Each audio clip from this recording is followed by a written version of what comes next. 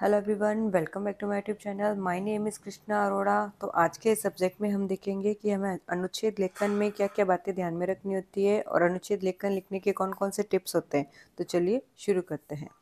तो हम फर्स्ट है, विद्यार्थियों से अपेक्षा की जाती है कि वे संक्षिप्त वाक्य लिखें।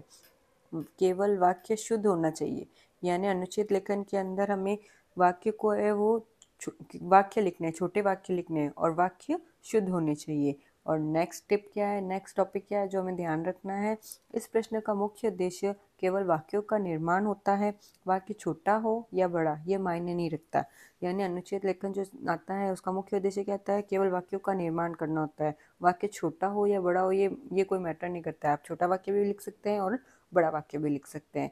नेक्स्ट बात क्या है जो हमें ध्यान रखनी है, प्रत्येक वाक्य में आधा अंक भाव के लिए और आधा अंक वाक्य का व्याकरण की दृष्टि से शुद्धता के लिए होता है। यानी जो भी हम सेंटेंस लिखते हैं उसमें आधा अंक भाव के लिए होता है कि वो वाक्य वो हमें क्या भाव प्रकट कर रहा है, और जो बाकी का आधा अंक होता है वो हमें शुद्धता शुद्धता के लिए होता है कि सेंटेंस हमने शुद्ध लिखा है या नहीं लिखा है, वो व्याकरण की दृष्टि से शुद्ध है या नहीं है। और फोर्थ बात हमें ध्यान रखनी होती है, मंजूषा में सहायता के लिए शब्द दिए जाते हैं, छात्र उनका वाक्यों में प्रयोग करे यह अनिवार्य नहीं है।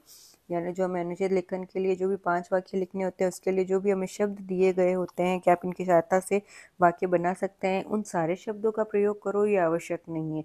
उनमें से आप कुछ शब्दों का यूज़ कर सकते हैं। और हमें लास्ट बात क्या ध्यान में रखनी है, छात्र स्वयं से भी वाक्यों का निर्माण कर सकते हैं, मंजूषा में दिए गए शब्दों की विभक्ति में परिवर्तन करके भी वाक्य का निर्माण कर सकते हैं। यानी जो भी विद्यार्थी हैं वो अपने मन से भी वाक्य लिख सकते हैं और उसके अंदर जो शब्द दिए गए हैं उनकी विभक्ति के अंदर परिवर्तन करके भी आप वाक्य लिख सकते हो। जैसे ज़रूरी नहीं है कि हमें कोई कोई शब्द दिया गया है वो चतुर्थ विभक्ति में दिया गया है तो हमें उसका चतुर्थ विभक्ति के रूप में यूज़ करना है, नहीं। आपको वो शब्द यूज़ करना है, आपको उस शब्द से रिलेटेड कोई सी भी विभक्ति आप यूज़ करके किसी भी वाक्य का निर्माण कर सकते हैं। तो आई होप आपको ये वीडियो अच्छा लगा होगा। इसकी सहायता से आप 5 वाक्य लिख सकते हैं। इसी तरह के और वीडियोस के लिए मुझे सब्सक्राइब करें। Thank you for watching. Like, subscribe and share.